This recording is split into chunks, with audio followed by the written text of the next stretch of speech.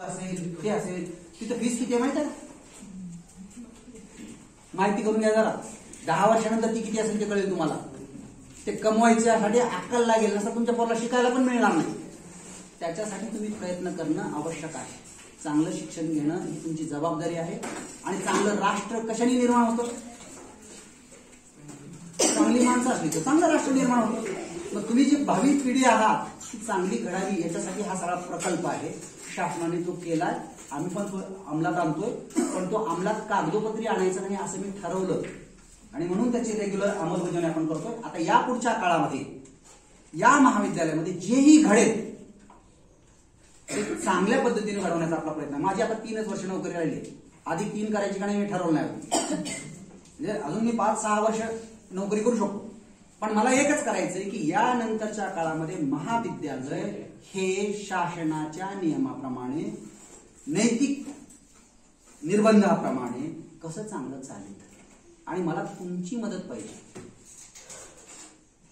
कॉलेजमध्ये अर्धा भाग आहे शिक्षक आणि यंत्रणा, अर्ध्यापेक्षा जास्त भाग आहे तुम्हीच नसल्यावर आम्हाला कोण दिली नोकरी? कोण जोडली? उद्या जर समजा कला शाखेमध्ये आपल्याला समजा ज्युनियरचे कुडमुते सर आहेत इतिहासाला, जर 120 पेक्षा जर ती संख्या खाली आली तर काय होईल? काही लोकांना सरप्लस व्हावं लागेल. आमच्या नंतर आता आम्ही रिटायर झाल्यानंतर पुन्हा ह्या पद नसणार. सीएचबीवरचेच लोक जास्त राहतील कॉलेजमध्ये. काही आता कॉलेजेस आहेत मोठी कॉलेज जिथे 100 माणसं सीएचबीवरच आहेत. आणि अधिकृत पगारदार किती आहेत? 10, 12, 8, 9, 4 असे. मग जी माणसं स्वतः स्थिर नाही ती तुम्हाला कसं स्थिर बनवतील? म्हणून तुम्हाला हे मला सांगायचंय की इथून पुढचा काळ जो तुम्ही ठरवा. मी जसं ठरवलं ना 1 जानेवारीला मी ठरवलंय की या पुढं माझ्या महाविद्यालयात फक्त मी म्हणतोय त्याच पद्धतीने चालणार. म्हणजे मी म्हणतोय म्हणजे संजय बाबा मला रात्री स्वप्न पडलं सकाळी तो काही करतो असं नाही. शासनाच्या निर्णयाप्रमाणे, विद्यापीठाच्या कायद्याप्रमाणे, UGCच्या गाईडलाईन प्रमाणे आणि मला जे प्राचार्य म्हणून अधिकार आहेत त्याच्याप्रमाणे. प्राचार्याला कॉलेजमध्ये पैसे चोरण्याचा अधिकार नसतो. जे प्राचार्याचे अधिकार आहेत त्याचीच अंमलबजावणी करायची. इथं काय व्हायला आमच्याकडं बऱ्याचसा असा गोंधळ होतो की संस्था चालक मी ही हायरार्की लक्षात घेत नाही. आणि त्याच्यामुळे गोंधळ होतो की माझ्यापासून खाली फक्त माझ्याच आदेशाचं पालन व्हायला पाहिजे. ते होत नसल्याने बराचसा गोंधळ झालेला आहे. आणि म्हणून ठरवून टाकू की यापुढं या महाविद्यालयामध्ये प्राचार्य म्हणून कोणी का त्या खुर्चीत असेल त्याचंच चाललं पाहिजे. तुम्ही सुद्धा पोरांनी असं ठरवलं पाहिजे की आम्हाला कॉलेजचं काही देणं नाही, आम्हाला शिक्षण मिळालं पाहिजे दर्जेदार. मी हे सांगण्याचं कारण आहे की मी ठरवलं 1 तारखेला तर तुम्ही ठरवा आता 8 तारखेला. जरा तुम्ही लेट आहेत म्हणून की आजपासून आम्ही शिकणार, इमाने द्वारे शिकणार आणि रोज किमान 5 पानं 10 पानं वाचणार. आणि ते काय वाचलं त्याचं एक 4 ओळीचं टिप्पण तयार करणार. बाहेरचं वाचा असं म्हणणार नाही मी तुम्हाला. सुरुवातीला तुम्ही अभ्यासाचं वाचा. पण अवांतर वाचल्याशिवाय तुमची पर्सनॅलिटी डेव्हलप होत नाही. तुमचं व्यक्तिमत्व जर विकसित करायचं असेल तर तुम्हाला वाचन करावंच लागेल. आणि वाचन असं नाही सपाट पद्धतीनं. ते आमच्याकडे एक कलाकार होता ते नाटकातलं म्हणायचं असतं ना, तुम्ही कधी श्रुतिका ऐकल्यात का? आता ते ऐकायचं नाहीच आहे म्हणा का. रेडिओवर श्रुतिका असायची, नभोनाट्य असायचं. ते नाट्य कसं असायचं माहिती का की ते दिसायचं नाही आपल्याला पण त्याच्या बोलण्यातून ते कळायचं. ते काय होतं की एकाला सांगतात आग होते माझ्या अंगाची. त्यानं म्हणलं आग होते माझ्या अंगाची. त्याला ते आग म्हणतात की ना. म्हणजे शब्दाचं सामर्थ्य जे आहे त्या शब्दांचं सामर्थ्य ओळखा. शब्दामध्ये ताकद आहे. माणसं कशामुळे पेटून उठतात? गांधीजी फार देख नव्हते म्हणून गांधीचं ऐकत होते का सगळे देश? गांधी माझ्या पत्तर टाकला होता. मग गांधीचं काय ऐकत होते लोक?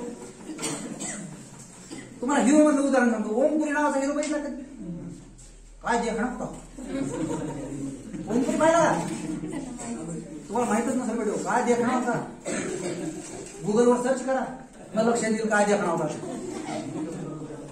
पण ताकद होती, अभिनय, आवाज. ते भीष्म साने होता का महाभारतामध्ये, मैं समय हूं म्हणणार. आवाजात काय ताकद असते. कोण माहिती का अमिताभचा नाही भीष्म सांगायचं तो मुकेश खन्ना हे होता, तो होता भीष्माचार्य. तो भीष्म सहानी जो होता तो मैं समय हूं आला होता. ह्याच्यामुळे लक्षात ठेवा की तुमच्या आवाजामध्ये ताकद असली पाहिजे. आणि ही आवाजात ताकद फुकट येत नाही का, त्याला मेहनत करावी लागते. आणि तुम्हाला माहिती असेल की अमिताभला पहिल्यांदा त्याचा आवाज चांगला आहे म्हणून सिनेमातून काढून त्या रेडिओवरून काढून टाकलं होतं. तोच अमिताभ पुन्हा आवाजाचा बादशाह आहे.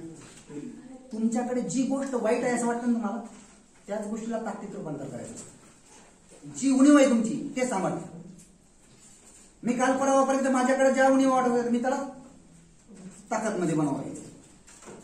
आणि बघा तुम्ही जर ठरवलं ना या कॉलेजमध्ये मी म्हटलेल्या शिवाय दुसरं काहीच चालणार नाही, चालतच नाही, हो काही करा चालतच नाही का, सहीलाच किंमत आहे त्याला. तुम्ही म्हणले की नाही ना, आता समजा उदाहरणाला सांगतो की म्हणले की नाही मी तुम्हाला प्राचार्य म्हणत नको म्हणून, मी तुला माझा कर्मचारी म्हणतच नाही, पगारीतून नावच टाकायचं. एक महिना जर पगार नाही झाली पुढे साहेब हे काय करायचं, हे का म्हणायचं मला, हे सामर्थ्य कशाचं आहे, सहीच नाही. त्या पथावर बसून केलेलं सहीचं सामर्थ्य आहे. माझ्या साहेब मी कुठे करतो. माझा एक मित्र प्राचार्य आहे, तो असं सांगतो की माझा राजीनामा जरी आणला तरी मी त्याच्यावर सही करून देतो, काय करायचं करून घ्या. हे कशाचं ताकद असते की त्याचा कॉन्फिडन्स पाहिजे, तो कॉन्फिडन्स महत्वाचा असतो. त्याच्यामुळे आपण ठरवायचं की आपल्याला आता मला एक सांगायचं की मला प्रत्येक वर्गातले किमान 2 पोरं येऊन भेटले पाहिजे रोज, प्रत्येक वर्गातले. आणि सगळ्यात म्हणजे आगाऊपर्यंत येऊन भेटायचं मला. हे पुस्तकं वाचणाऱ्यांचं काही खरं नसते. ते वर्गातच असते, ते 50% मिळवते जाते, काहीतरी करते, त्यांचं तिकडे भलं होतं आणि इकडे होतं. आगाव असतात ना ते सकाळी सगळे बाहेर भेटतात. मला गणपतीला सगळेच पुढे होते भेटायला, केले सगळं काय काय करायचं केलं आणि पुन्हा जे गायब झाले वर्गातून ते पुन्हा बाहेरच भेटतात ग्राउंडवर. पण तिथे खेळतात तरी कुठं, मोबाईलवर. व्यायाम करायला पाहिजे, मेहनत करायला पाहिजे, हेच लक्षात घ्या. ठीक आहे, मला एक सांगायचं तुम्हाला, हे मी सांगत होतो की किती वेळ बोललोय मी, 45 मिनिटं बोलायला. तुम्हाला कंटाळा आला होता, आता काय करत नाही, भूक लागली की नाही, तर आता काय करायचं, तुम्ही प्राचार्य तुम्ही आता झाल्याशिवाय काय सांगणार. मला हे सांगायचं की तुम्ही एक लक्षात ठेवा, मला हे सांगायचं तुम्हाला की तुम्ही फक्त तुमच्यातलं स्वसामर्थ्य जागा. तुम्हाला मी काय सांगायची गरज नाही. सद्गुरुवा म्हणपे म्हणून असते पुस्तक लिहिलं तर तूच आहेस तुझ्या जीवनाचा शिल्पकार. प्राचार्य संजय वाघमारे काही करीत नाही, निळकंठ गोळेकर काही करत नाही, भुरे काही करत नाही, वाघमारे काही करत नाही. ते तर सगळ्याला शिकवायचे, त्यात अर्धे शिकले अर्धे गेले घालून. ते तुम्हाला करायचंय. त्याच्यामुळे तुम्ही जे करणार आहात त्याच्यावर तुमची श्रद्धा असली पाहिजे. मी जे करतोय ना याच्यावर माझीच जर श्रद्धा नसेल तर मी ते काम इमानदारी करत नाही. तुम्ही जसा अभ्यास करत नाही ना इमानदारी नाही, त्याचं कारण आहे तुमच्या त्या अभ्यासावर श्रद्धा नाही, बाकी काहीच नाही. ते 2.5 अक्षर प्रेम का तिथं नाही प्रेम ते पुस्तकावर, म्हणून नाही करत. म्हणून मला असं म्हणायचं की तुम्ही जेही करायचं ते प्रामाणिकपणे करा. बऱ्याचदा कसं ते मुला मुलींचं तर भारीच चाललेलं असतं, कसं ते तुमच्या वयातलं आहे ते साहजिक आहे, त्याच्यामुळे काही त्याचा विषय नाही की इकडं बघ तिकडं बघ, ते आम्ही पण तुमच्या वेळेस तसं करतो, असं काही वेगळं नसतं. पण ते नंतर कळते की अरे लय वया गेलो त्याच्यात बाजू. म्हणून मला असं म्हणायचं आपलं सामर्थ्य ओळखा. ते सलमान खानचा एक गायला बघा, लक्षात घ्या. सलमान खान तुमचा आदर्श नाही का, आपल्या शिवजागृतीच्या सोडून बाकी त्यांचा आदर्श असलेला सांगतो त्यांना. ते काय म्हणताय सलमान खान की पैसा कमवायचा की पुरीची लाईन मागे लागली पाहिजे. आपणच लाईनीत उभा राहून किती दिवस पाहिजे पैसे. तुम्हाला हे म्हणायचं की तुम्ही चांगलं कष्ट करा, मेहनत करा. आणि हे जर करायचं असेल तर काय करावं लागेल, मी तुम्हाला विनोदाच्या शैलीने जरी सांगितलं असतं तरी शेवटी तुम्हाला इथंच यावं लागेल. आमिर खान हा काही मोठा छोटा माणूस नाहीये. आमिर खान पण काय करतो, दरवर्षी एक संकल्प करतो आणि त्या संकल्पाचा पाठपुरावा करत तो संकल्प त्या वर्षभरात पूर्ण करतो आणि म्हणून तो यशस्वी असतो. सगळे तसे नसतात. त्यामुळे तुम्हाला जर समजा काही आदर्श घ्यायचा असेल तर तुम्ही तुमच्या पद्धतीने विचार करा, स्वतःवर विश्वास ठेवा, परिश्रम प्रामाणिकपणे करा. पण हे सगळं करताना आपण विद्यार्थी आहोत आणि विद्यार्थ्याचं खरं काम काय आहे? वाचन करणं, श्रवण करणं आणि परीक्षेत लेखन करणं. याच्यावर तुमचं सगळं यश अवलंबून आहे. ते तुम्ही चांगल्या पद्धतीने यशस्वी व्हा. ज्युनियर जे असतील तर त्यांच्या उद्यापासून परीक्षा चालू आहेत 12वीच्या, त्याच्यानंतर 11वीची असतील त्यांच्या गटात चाचण्या चालू आहेत आणि आपलं तर आता सांगल्या परीक्षा, त्यामुळे आपलं काही टेन्शन नाही. पण आपल्याला पुढच्या परीक्षेसाठी तयार व्हायचंय, तर त्याच्यासाठी वाचन, श्रवण, लेखन याचा अवलंब करा आणि आपलं आयुष्य बदलवून टाका. या नव्या वर्षाचा 2025 या शतकातलं 25वं वर्ष चालू, म्हणजे शतकातलं पाव शतक संपायला. तर इथून आता उरलेल्या 75 वर्षामध्ये तुम्हाला जसा देश पाहिजे तसं करायचं असेल तर आपल्याला परिश्रम करावे लागतील आणि ते परिश्रम प्रामाणिक असले पाहिजेत, नैतिकतेचे असले पाहिजेत आणि शासन मान्य असले पाहिजे. एवढं लक्षात ठेवा आणि खूप चांगल्या प्रकारचा संकल्प करून अभ्यास करा. भविष्यात तुम्ही यशस्वी व्हाल अशी अपेक्षा ठेवतो आणि थांबतो. जय हिंद.